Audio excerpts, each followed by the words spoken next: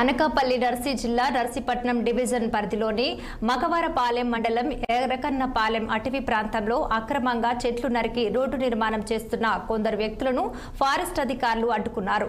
ఈ నేపథ్యంలో forest officer Vivekananda మాట్లాడుతూ ఫారెస్ట్ ల్యాండ్లో చెట్లను నరికి రోడ్డు వేస్తున్నారన్న విషయం తెలియగానే తమ సిబ్బందితో కలిసి హుటాహుటిన సంఘటనా స్థలం వద్దకు వెళ్లి అడ్డుకోవడం జరిగిందన్నారు. పక్కనే ఉన్న 2 జేసీబీలు 2 ప్రొక్రెయిన్లు స్వాధీనం చేసుకోగా సదరు వ్యక్తులు తమపై దాడి చేసి 2 జేసీబీలు ఎత్తుకెళ్లినట్టు ఫారెస్ట్ అధికారులు తెలిపారు.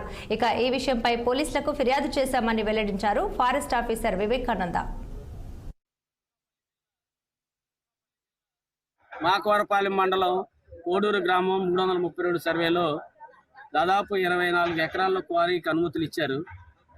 ఇక్కడ దళితులు 40 సంవత్సరాల నుంచి భూములు సాగు చేసుకుంటున్నారు. డీఫారం పట్టాలు ప్రభుత్వం ఇచ్చింది.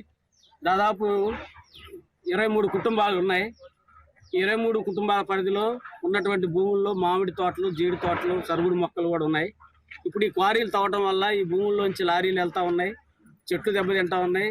గత సంవత్సరం మామిడి పంట వచ్చినప్పుడు ఈ మామిడి పంట ఏదైతే ఉందో ఈ మామిడి పంట కూడా వీళ్ళ చేతికి అందలేదు, తెచ్చుకోలేకపోయారు. జీడి తోటలో ఉంది, జీడి పంట సరిగా తెచ్చుకోలేకపోతున్నారు. ఇక్కడ పొందూరు ఆరెల్లో మొన్న రాత్రి అక్రమంగా ఎటువంటి ఫారెస్ట్ అనుమతి లేకుండా ఎవరికి ఏమి తెలుపకుండా